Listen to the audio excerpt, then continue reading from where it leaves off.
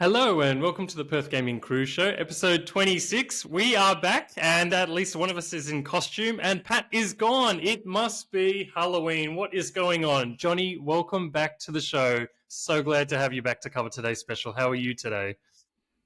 I'm great, John. Great to be back with talking to the viewers from Perth and beyond. Very sorry to miss Pat today for the Halloween special, but as you can see, Luigi's come in at a pinch just to help out with the Halloween episode. Johnny saved the day. So unfortunately, Pat is being called into work. I had planned to get my Halloween makeup on, but I do have a 2-year-old, and if anyone has a child age 2 or 1 or 3 or older, you know how hard that is. But Johnny has chimed in last minute to save the show. So thank you so much for joining us again, Johnny. It's great to have you back. The people of Perth and beyond are very pleased. Today it is the Halloween special, so we are going to cover 6 of our favourite games and their related series. So there's going to be something for everyone, a couple of retro games, a couple of games you can pick up now that have got a bit of a horror, creepy vibe to them. You can probably guess what the first pick of the show's going to be today with what Johnny's dressed up in. 10 out of 10 points of the costume, by the way. But let's get the show rolling. So, Johnny, tell us all about Luigi's Mansion and your pick. Yeah, so John, I think it's safe to say if the rest of the year belongs to one Mario brother, I think October really is Luigi Mario's month. And you know, great Halloween. A game that's always in my Halloween roster is the Luigi's Mansion games. Last October, I actually finally finished the OG Luigi's Mansion on the GameCube. Which is right. Bit of not the smoothest experience. It's like a 20-year-old game, so it has its moments. But as you can see here, the sequel, Luigi's Mansion 2: Dark Moon, it's been around for a while now. It was released on that the handheld that seemed to have quite a good innings, the 3DS. But we heard the news recently that it'll get a remaster for the Switch in the new year. But because we've got to wait till the middle of next year to get that, I'm having the 3DS work overtime to get a bit of Luigi's Mansion into my 2023 October Halloween gaming roster. So yeah, very similar premise to the first game. Luigi going around with his high-tech ghost vacuuming device. Poltergeist or something like that. Is it the Poltergeist or Poltergeist or something like that? The Poltergeist 3000. Okay. Yep. Got it. That's the lore of the Luigi's Mansion series, and each game he seems to get like a bit of an upgrade. Luigi's got his equivalent of his like Mr. Miyagi but he's like a mad scientist, and he's like providing him with all his gear and little upgrades and things, and that's built on in Luigi's Mansion 2. Kind of enough said, really. I mean, it's very kind of silly concept. There's a lot of kind of humor into it. Like it plays into the idea of Luigi being a little bit of a scaredy cat, which is played out in other media, of course, like the recent Mario movie and that kind of thing. It's always it always finds its place in my Halloween gaming roster. Nice. Yeah, these games are quite impressive to me because they tend to get decent ratings. They're not just like a really poorly rated, poorer, Mario's younger brother throwaway game. There's not as many as, of course, the mainstream Mario games, but they're all three got something about them. And I think they are really family friendly. Like some kids do get easily spooked by ghosts, but I think younger children can still play and enjoy this game because it's all presented in a very silly, family friendly vibe. There's a multiplayer aspect to it. It's really interesting that this was like a GameCube launch title, and then the sequel came out on the DS, and now we've seen 3 come onto the Switches, which is amazing production values. I was curious about your pick when we first discussed this, Johnny, that you quite liked the second game. Is that your favourite, or is it just like, do you rate it over the third one at the moment? That's just a bit of my gaming OCD coming in. Yep. Like, if I haven't finished the second game, I don't feel I can go and start the third game. So I haven't actually played number 3 yet. Only after a long time sitting in the queue that we discussed last time I was on the show. The OG, I finally got around to completing the OG GameCube Luigi's Mansion last October. And so I wasn't prepared to wait for the Switch remaster that's coming mid next year. So I've busted out the 3DS and started having, and I'm a fair chunk of the way into number 2. So nice. Hopefully Luigi's Mansion 3 is in the near future. In the pipeline, so to speak. Oh, sorry for the bad puns, people. Fantastic. You've got to get those Mario puns in. We do. Oh, what a great series. No, fantastic. And really like a good series to pick up and play for Halloween season. Great start. I love it. So the next one we've got is one of my picks, and this was actually one of the either launch window or launch titles for the PlayStation 4 when that first came out. This game is called Until Dawn. So some of you might be aware of it, some of you might not, because it's a few years old now, but it still looks fantastic. This is really your quintessential teen camp horror movie all-in-one experience. So there's a whole bunch of like star-studded cast members like Rami Malek, for example, Hayden Penitentiarian, and then you can take control of all of these characters. And it's a choice-driven game where you do a bit of exploring, like your old point-and-click adventures. You're faced with these choices about, are you going to help someone? Are you going to argue with them? Are you going to go into this place or not? And the choices you make, it's not just like you make a good or bad choice and it leads to someone passing away, but essentially it's called Until Dawn because you need to keep all of these characters alive until dawn. And trust me, I've played this game through twice. It is very hard to do. There are quick time events. It is a terrifying game. It's not for the faint-hearted. If you're not into scary horror type games, give it a miss. But if you're into that kind of thing and you're like, oh, I want to give it a try, and you can stomach the thought of letting characters go because it does happen in this game. It's definitely worth the look. Fantastic production values. Johnny, have you heard of this series or this game or the related series like Man of Medan and all those yet?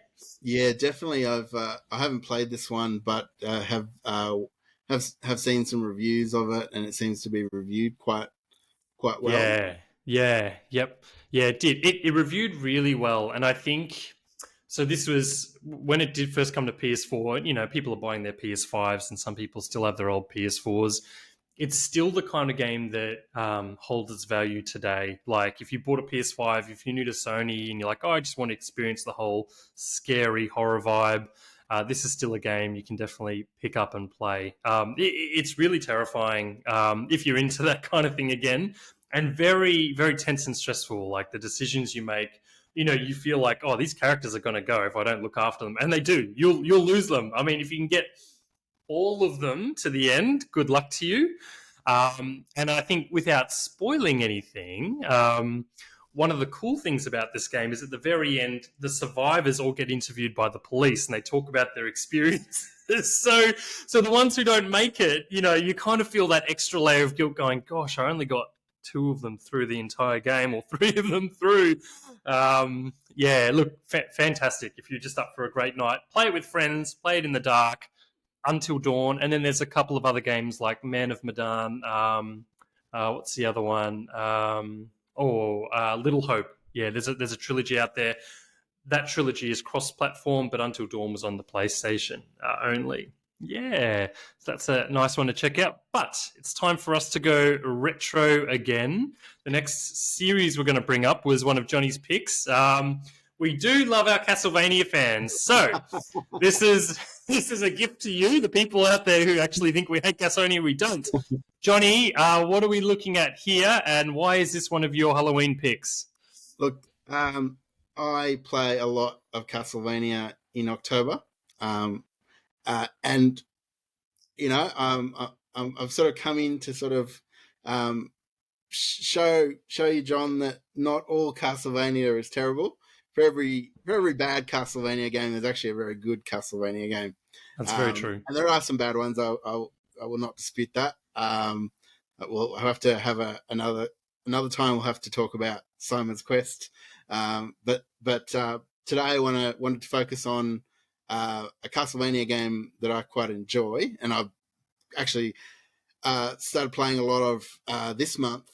Is Castlevania Dracula X. And there's a little interesting kind of backstory about the choice here. This is actually a Super Nintendo remake of a quite highly acclaimed game that released on Japan's 16-bit PC engine, or what was called the TurboGrafx 16 in the US. It was a really niche console back in the early 90s. I don't even know if it actually ever released in Australia, to be honest. I don't recall it ever releasing in Australia or seeing it ever. It was very niche. And because I don't have a lazy $800 lying around to buy one on eBay, I wanted to check out the entry in the series that introduced us to bandana-wearing Richter Belmont, and that happens to be available through the Switch and one of the Castlevania collections. Castlevania Advanced Collection, isn't it? I think it's it's tacked onto that, with the DS Advanced, which is an interesting addition to that collection, eh? Yeah. So, so this, what I love about this entry into the series, I think what it does best, it does what Castlevania does best in terms of integrating into the sort of Dracula lore, all the Greek mythology, or like your Medusa heads and all that kind of stuff, which are feature in a lot of the games. But then you've also got a lot of your boss fights are like classic monsters from Greek mythology, like the first level boss. Without wanting to give away too many spoilers, it's a game that's 30 years old. But I think we can mention a few. I think it's okay. The first level boss is a Cerberus, which is the hound that guarded the gates of hell in ancient Greek mythology.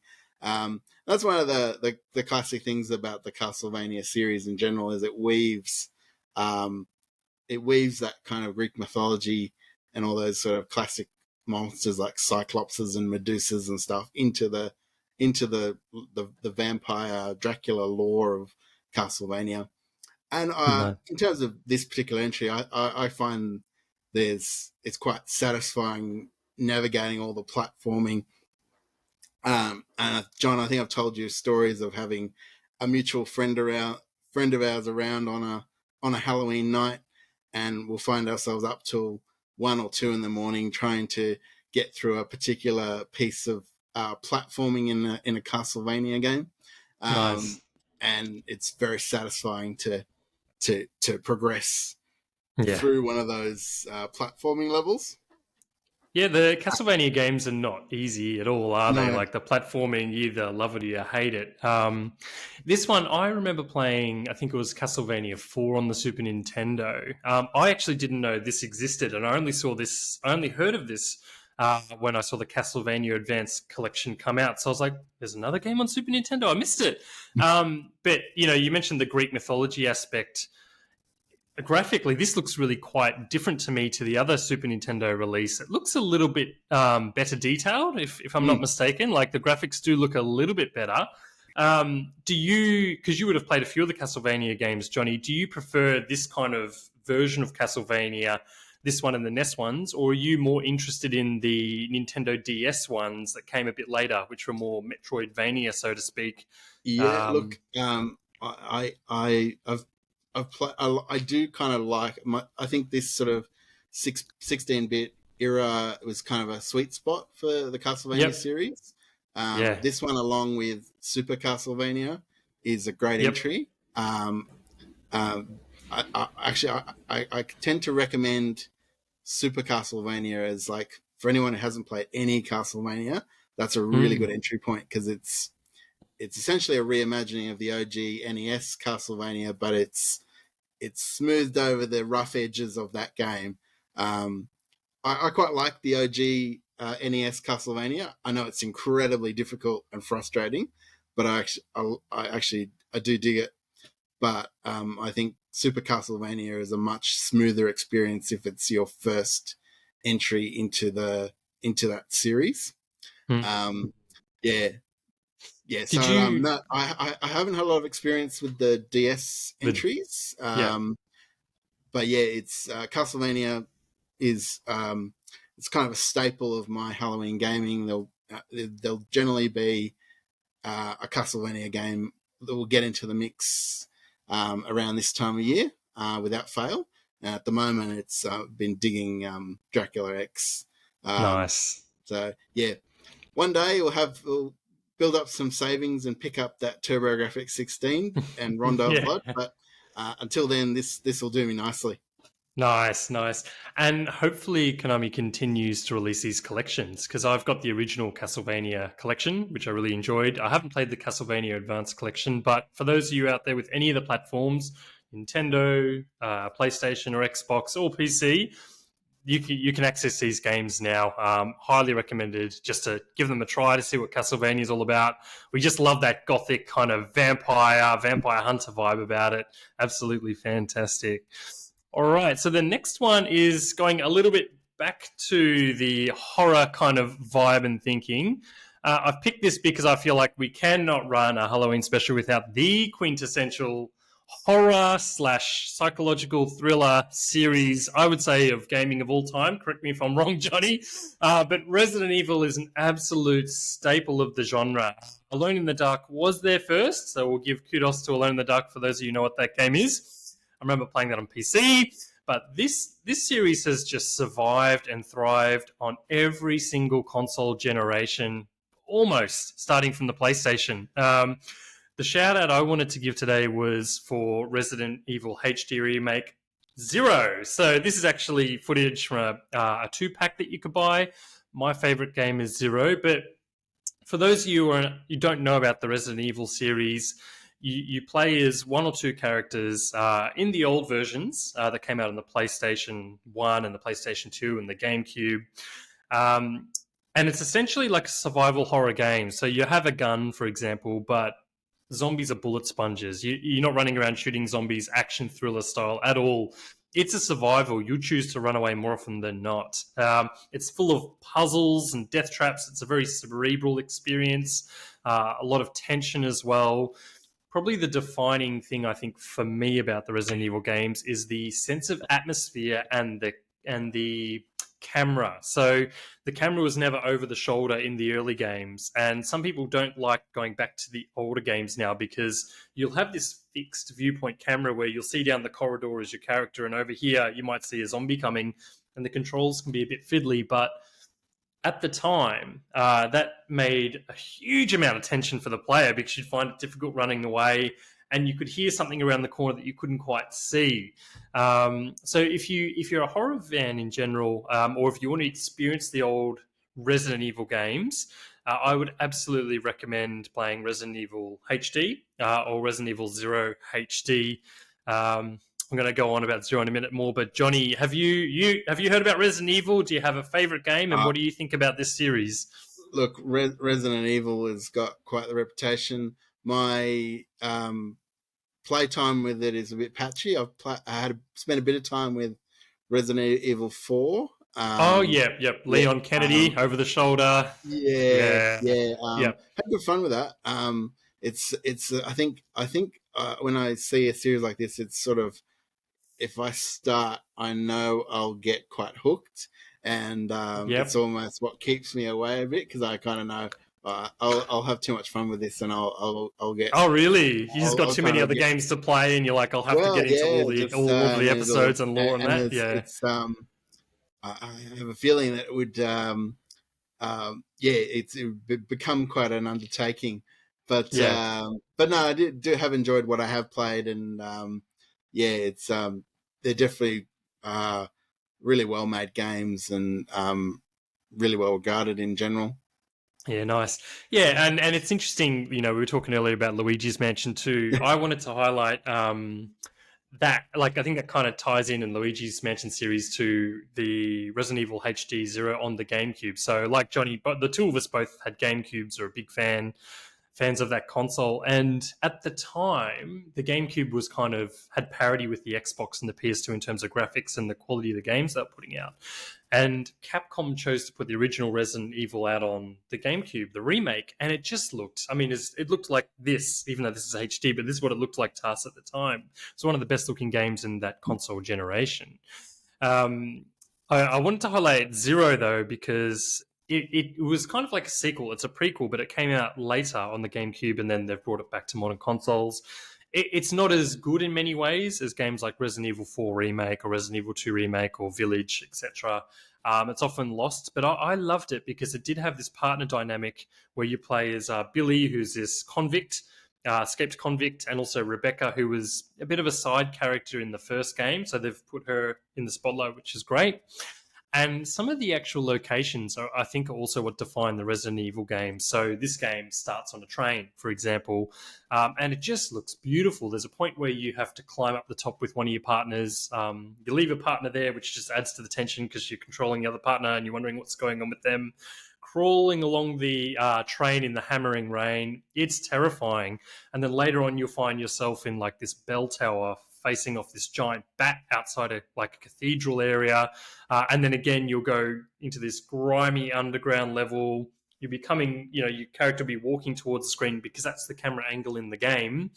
And then there'll be this horrible giant spider on the wall, or this like psychotic monkey thing that you just, it's great. It's so full of tension and so atmospheric. If this is your jam, or if you've played the latest Resident Evil games and you want to delve into the history, I absolutely recommend going back into the Resident Evil games. Yeah, there's always a big backlog, but for me, this is near and dear to my heart, big time. And Zero is my favorite.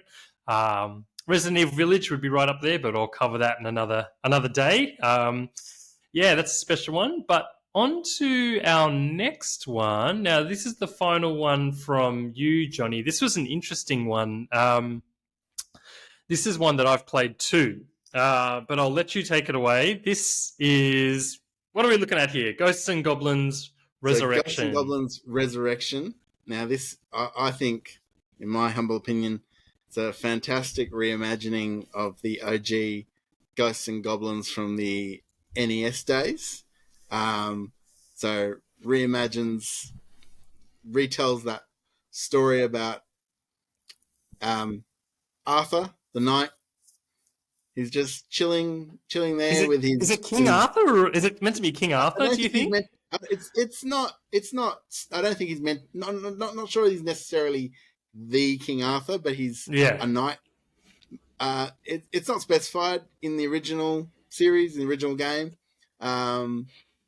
But he's a knight, and he's just enjoying one afternoon there with his what seems to be his new bride, having some chilled out time, and then this demon lord Astaroth comes out of nowhere and steals his bride, and so he's got to embark on this epic quest to rescue her, and he has to deal with the hordes of hell on his way through.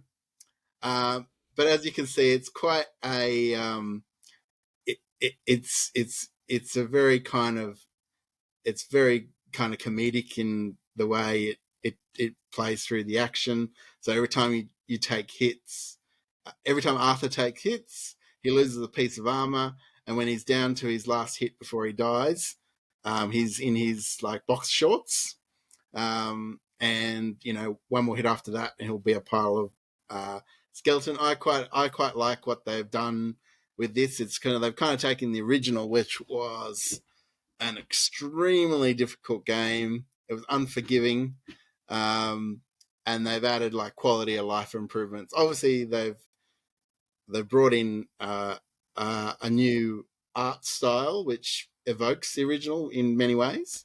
but it's Yeah, much I, more I think polished. it's gorgeous too. I love Yeah. what they did with the art. I remember when this got revealed and there was a bit of, oh, it looks a bit comic-y, cartoony, and people were wanting that pixel art look. But I Mm, actually disagree with that view. I actually think they did the right thing. This is a stylistic choice, and it actually yeah. suits the tone of the game quite well Mm. because it's not typically a pixel perfect platformer in that sense. It's about the theme and the, yeah. What, did you enjoy the art style too, Johnny? I think it looks fabulous, and you know, obviously they've brought in a lot of quality of life improvements for modern day gamers because the original was quite unforgiving, and you died very quickly, and you were back to the start.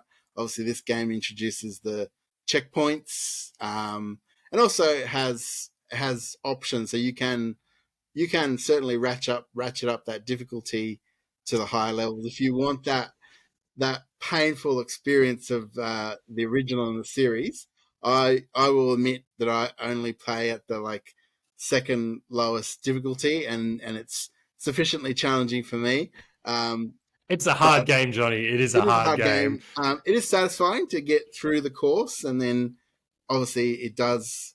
It has a modern twist on the second quest element of the original game. Because in the OG game, if you made it all the way through and beat the final boss, it would do the thing where it would very much in the kind of in the classic Mario way. You know, the princess is not in this castle. It did a very Mm. similar thing where it sent you on a loop again to do like a second quest.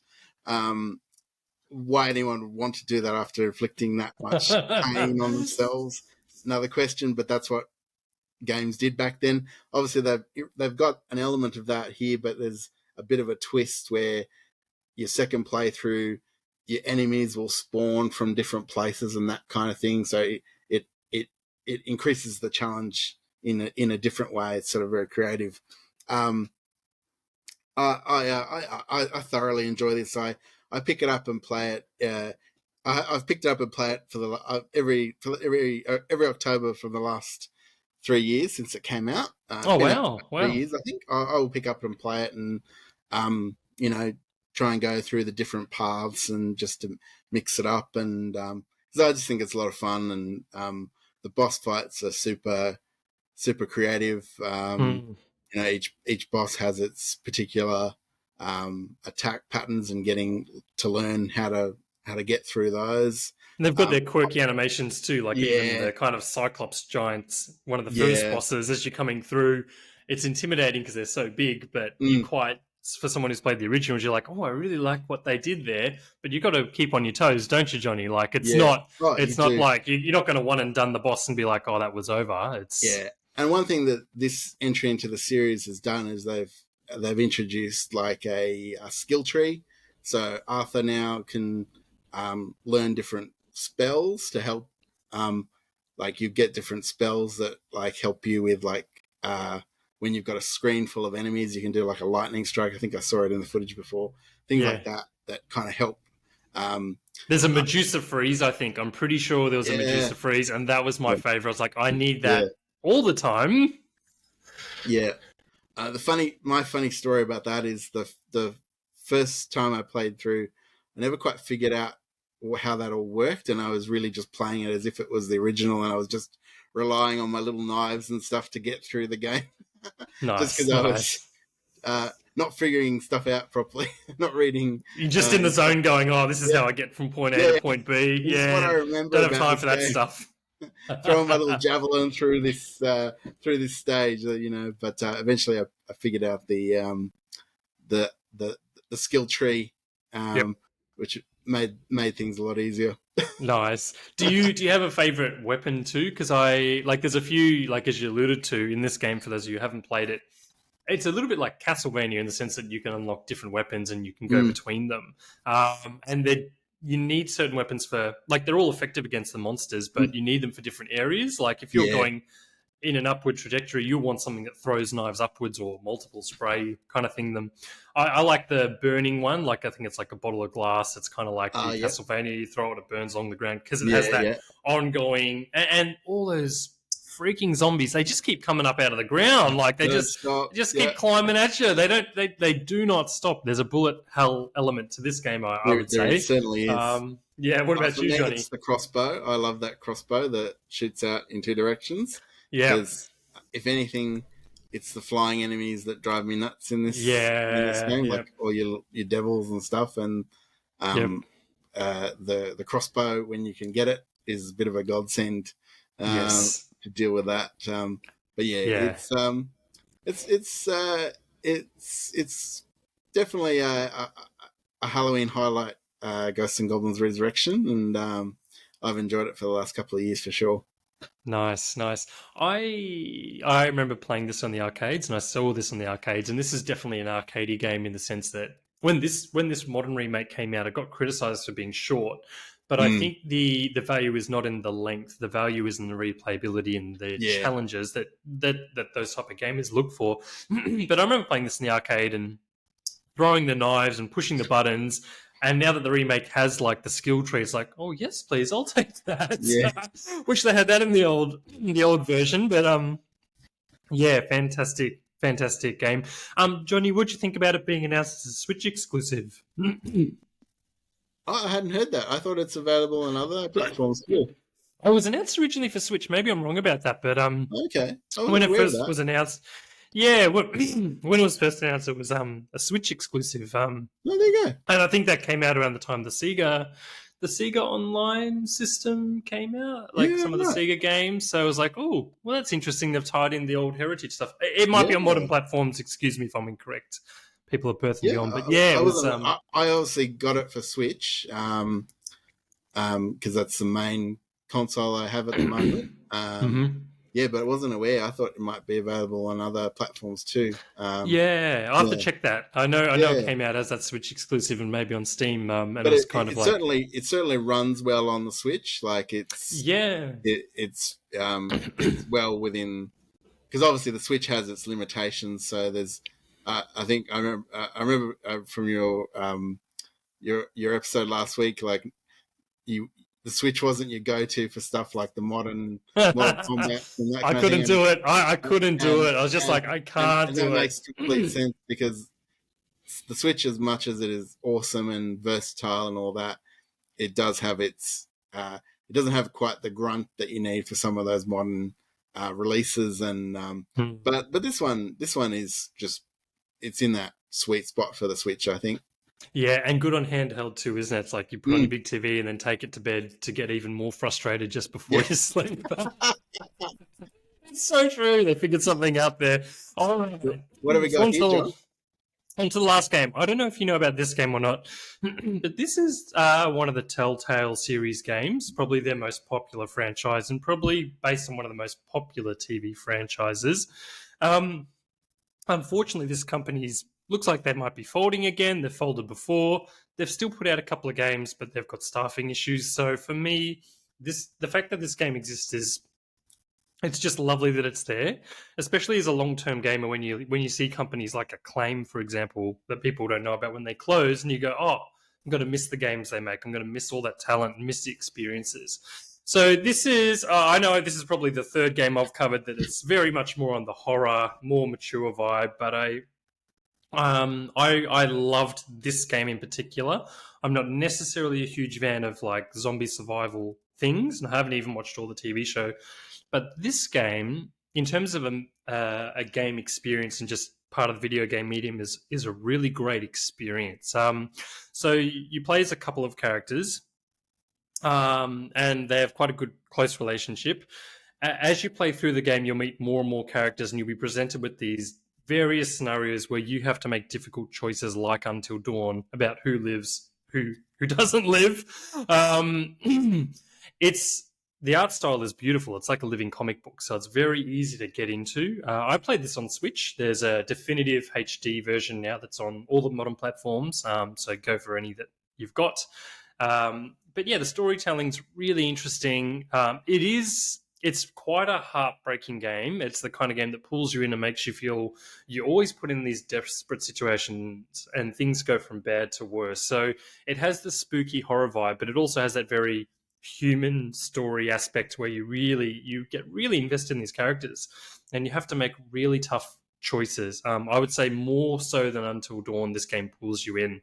Um, it also has some really tense situations. So, for example, early in the game, you'll make an escape, you chased by zombies, and then you'll go into this pharmacy. The people will let you in reluctantly, and you go in, and there's like this internal fight going on between all the characters about should we let the outsiders in? You know, they're going to create a risk to us. If they're bitten, you know, they'll become a zombie themselves. That's just how it goes in that universe. So there's a lot of tension there, and you have to make really quick decisions about who you're going to support, whether you're going to keep quiet, are you going to stop someone from doing something that's morally wrong, or are you going to let someone take an action, for example, that might benefit the group, but is wrong, without spoiling anything. And I do have to put this out there, like one of the harder choices you make is like, do you saw a character's arm off because they've been bitten? And you just know, and then the game actually makes you press the buttons to like do the sawing. You're like, oh no, it's too much. But you have to do it. You have to do it because you want to save them, you know, or is that the right thing to do? Are they going to lose too much blood? It's not a predictable game. It's not an easy game to play, but I just wanted to highlight it because it's one of the Telltale's games, and the Telltale series are fantastic as a whole. This is a game you can also go back to and replay for lots of different story outcomes. Yeah, I love it. I love the Telltale games, and I've really enjoyed this one. But don't play it unless you're in the mood for like some hard decisions. Johnny, have you heard about the Telltale games and the Walking Dead game? Yeah, familiar with the Telltale series. Obviously, the Walking Dead TV show is huge. Yeah. Did you? No, I was curious. Did you get into the game because you watched the show, or is it just the game attracted you? It was the game itself, and it was because I had a Switch first, and I really just wanted a really good story experience. I'd come off playing The Witcher 3, and I was like, oh, I need a really good story experience. And I'd also played the Batman Telltales game, and I thought, look, I'll give this a try, because I'm not into zombies. I'm just not, like, I'll play them, but I'm not into the whole thing. Right. And it's, the storytelling is just so good. You can't put it down. And again, I think it's one of the things about, you know, we've talked a lot about the Switch. This is on all the platforms, but for me personally, you can play handheld and go, I'm just going to, like a good book, I'm going to play a few terrifying episodes, like, you know, moments, play 10 minutes to get through to the next point, and it works really well in that format. So yeah, long story short, I'm not following the TV series that much, but if you want a great story, that's what pulled me in. That's really encouraging because that it's a good game, because often the track record over the years of games adapted from other IP, whether they be movies or TV shows, they're not always that great quality. E.T.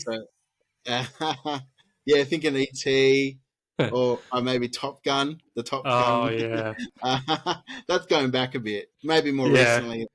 It's good to know that there's like a steady improvement in quality, and there's some quality game adaptations of TV shows out there. And this is definitely one to check out. I've watched a little bit of the Walking Dead TV show, so I probably would enjoy this. Yeah, and there's a couple of seasons with this game, and a couple of bonus episodes. I think there's 3 or 4 seasons. I've only played the first full season all the way through, and a bit of the bonus episode, and then I've replayed a bit of the first season because I wanted to see the different outcomes, the different characters that could survive, and what are some of the big decisions you could take. But yeah, just a great story to follow, very much in that horror, spooky vibe. Fantastic series. Not much else I can say about it. I was going to talk about The Wolf Among Us, which is another one, but I haven't finished playing through that yet. But Johnny, we've covered our 6 games, and it looks like the time is up. Did you want to give any last-minute shout-outs to any games or franchises we missed that you think anyone absolutely needs to play? Look, I think we've talked about 6 great seasonal Halloween games, or horror or spooky themed games. But I really feel it's just like scratching the surface. There's so many you could talk about. So we might just Halloween have to get Pat. 2024. Yeah, I think so. I think so. I think hopefully we don't have to wait that long. We'll just do an early pre-Halloween episode. Great rest of the week. Luigi out. And PGC out. See ya.